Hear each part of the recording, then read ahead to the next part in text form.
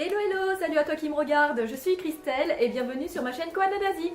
Aujourd'hui je vais faire une vidéo spéciale sur mon bilan des 2 mois de ma chaîne YouTube Koala d'Asie et de ce qui va suivre par la suite. Mais avant de commencer, abonne-toi à ma chaîne si ce n'est pas déjà fait et active la cloche de notification. J'ai voulu exprès faire cette vidéo le 24 novembre parce que le 24 septembre c'est là où j'ai créé ma chaîne YouTube et diffusé ma première vidéo. Donc ça fait tout juste 2 mois. Et là, aujourd'hui j'ai posté 43 vidéos avec celle-ci. J'ai 55 abonnés qui me suivent et d'ailleurs je vous en remercie tous. Et tout ça en tenant la cadence pendant 2 mois de 5 vidéos par semaine, en faisant moi-même l'écriture, le montage et la vidéo. Donc je vais te résumer ici les points positifs de ces 2 mois que j'ai pu constater.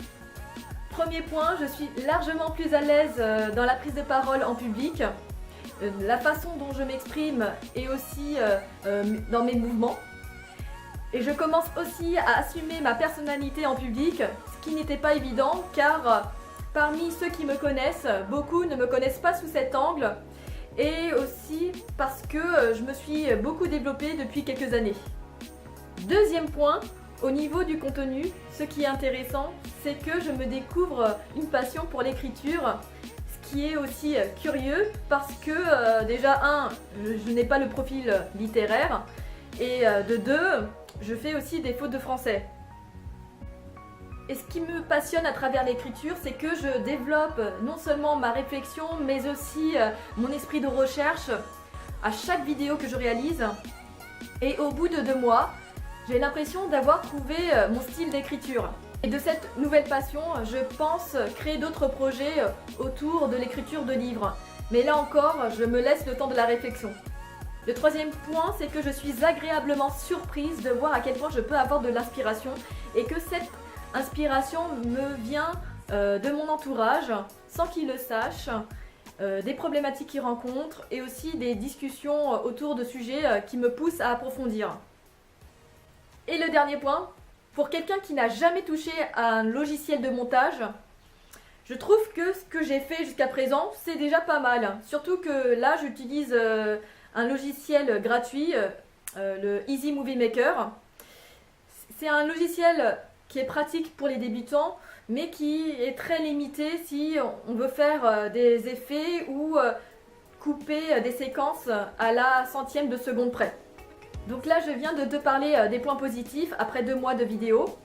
Et là, je vais te parler non pas des points négatifs, mais des points à améliorer. Premier point, concernant le matériel, j'utilise pour filmer un appareil photo, le Nikon P520.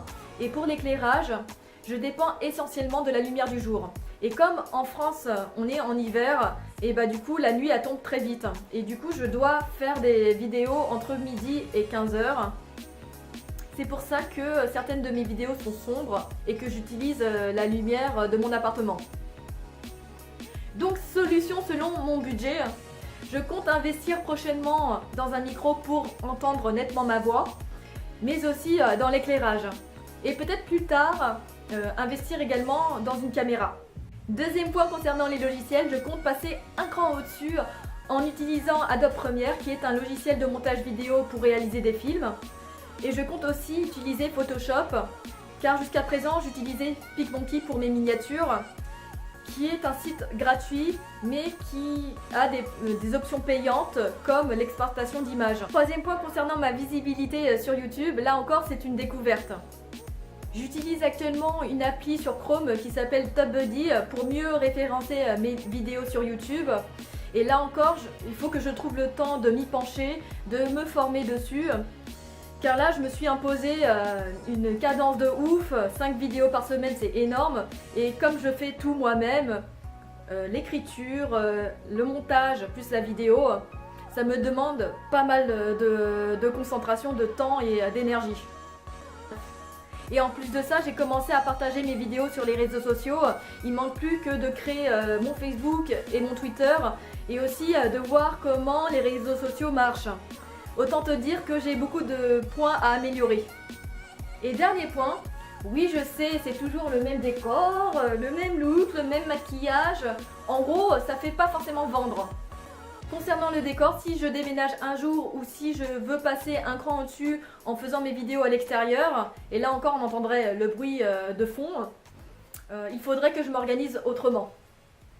Et concernant mon look, mon maquillage et ma tronche, bah, je ne peux pas faire grand chose malheureusement parce que déjà, je suis minimaliste, j'ai très peu de vêtements, et deux, je ne suis pas du genre à me maquiller beaucoup, je ne supporte pas de maquillage. Du coup, je fais simple. Donc je compte à partir de la semaine prochaine poster 2 ou 3 vidéos par semaine et de les poster en général les week-ends, que ce soit vendredi, samedi ou dimanche. Et à la rentrée en janvier, je reprendrai un rythme soutenu de 3 vidéos par semaine pour mieux améliorer mes vidéos. C'est tout pour aujourd'hui. Dis-moi dans les commentaires quels autres axes auxquels je n'aurais pas pensé qui pourraient m'aider à améliorer mes vidéos. Comme d'habitude, lâche un pouce bleu et dans l'idéal, partage ma vidéo et je te retrouve dans une prochaine. Ciao!